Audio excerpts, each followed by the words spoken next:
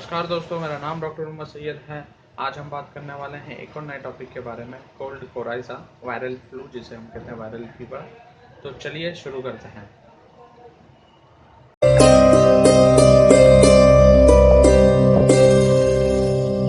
दोस्तों, आज हम बात करने वाले हैं एक और नए टॉपिक के बारे में, सर्दी खांसी जिसे हम कोल्ड और कोराइजा कहते हैं। अभी कोल्ड और कोराइजा, सर्दी खांसी होता क्या है? सर्दी खांसी का मतलब है अगर आपकी नाक बह रही है, नाक बंद है, या फिर गले में दर्द है, सर में दर्द है, छींकें बहुत आ रही हैं, तो उसे हम कोल्ड और कोराइजा कहते हैं, यानी कि सर्दी खांसी कहते हैं। अब ये सर्दी खांसी होने का कारण क्या है? सर्दी खांसी होने का कारण एक वायरस जिम्मेदार होता है। इसके 200 टाइप्स होते हैं। इसमें से एक जो मोस्ट कॉमन वायरस होता है उसे हम कहते हैं राइनो वायरस। ये 200 टाइप के वायरस इसकी कैटेगरीज में आते हैं और ये हर साल काफ़ी लोगों को बीमार करता है। इसका जो मेन सीज़न होता है वो होता है विंटर, यानी कि ठंडियों की सीज़न में और रेनी सीज़न में। ठंडियों के सीज़न में काफ़ी ज़्यादा होता है और रेनी सीज़न में इतनी प्रमाण में नहीं देखा जाता है, लेकिन रेनी सीज़न में भी ये काफ़ी होता है। अब इसमें जो वायरस है ये ज़्यादातर जो है बच्चों को बीमार करता है, यानी कि जो नवजात शिशु हैं और जो बच्चे जिनकी उम्र 5 साल के अंदर है, वो कम से कम 6 से 12 बार आपके इस वायरस के शिकार में आता है, सर्दी खांसी के शिकार में आता है। क्योंकि 200 टाइप हो जाने की वजह से बच्चे की जो इम्यूनिटी होती है वो कम होती है और उसकी वजह से वो रिकरेंट इन्फेक्शन होता रहता है। और बड़ों में तकरीबन 2 से 4 मरतबा बड़े बीमार पड़ते हैं। इसका इन्फेक्शन रिकरेंट होने का कारण यह है क्योंकि 200 टाइप के वायरस होने की वजह से इसका जो इम्यूनिटी है बदन के अंदर, हमारे बॉडी के अंदर, वो बन नहीं पाती और वो अलग अलग टाइप के इन्फेक्शन हमारे शरीर में होते रहता है। उसकी वजह से इंसान ज़्यादा बीमार पड़ता है। हम जान लेते हैं फैलता कैसे है।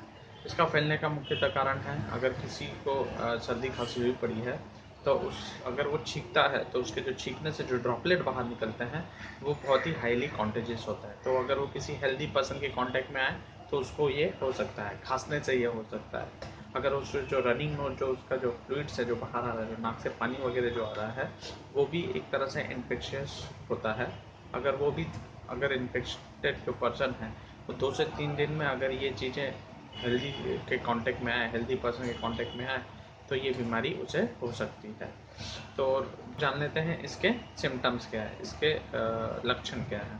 तो पहला लक्षण है नाक से पानी आना, छींके आना, नाक का बंद हो जाना, सर में दर्द होना, गले में खराश सा होना, कभी कभी खांसी का आना, फीवरिश जैसा फील होना, यानी बदन में थोड़ा हल्का सा लो ग्रेड फीवर होना, सर में दर्द होता है, बॉडी एकदम थक जाती है, फटीगनेस फील होता है, बॉडी में पेन होता है। तो ये कुछ सिम्टम्स हैं जिसको हम वायरल फीवर में ले सकते हैं।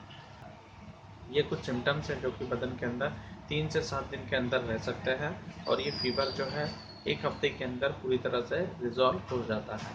तो अब हम आ जाते हैं इसके ट्रीटमेंट के ऊपर। ट्रीटमेंट में मुख्यतः मैं जो है इसमें 4 से 5 दवाइयाँ काफ़ी यूज़ करता हूँ। अगर आपको सर्दी ठंडियों के सीज़न में है, विंटर सीज़न में है, तो आप जो है एक्कोनाइट 30 पोटेंसी में 10 बूंद सुबह 10 बूंद शाम को, उसके साथ में आप जो है एलियन सेपा 30 पोटेंसी में 10 बूंद सुबह 10 बूंद शाम को आप पीजिए। अगर आपको फीवर है बीच में तो आप बेलाडोना 30 पोटेंसी में या 6 पोटेंसी में 5-5 बूंद 1-1 घंटे के इंटरवल में ले सकते हैं। दूसरी, अगर आपको जो है कोल्ड कोराइजा, सर्दी खांसी, अगर आपको रेनी सीजन में है तो उसके लिए आपको डल्का मारा 30 पोटेंसी में 10 बूंद सुबह 10 बूंद शाम को, ये आपको 1 हफ्ता लेना है। दूसरी मेडिसिन है रस्टॉक्स, ये भी आपको 30 पोटेंसी में 10 बूंद सुबह 10 बूंद शाम को। अगर आपको फीवर साथ में है तो आप जो है बेलाडोना 6 पोटेंसी में इसके साथ में ले सकते हैं। 5 बूंद आप लीजिए 1-1 घंटे के इंटरवल में।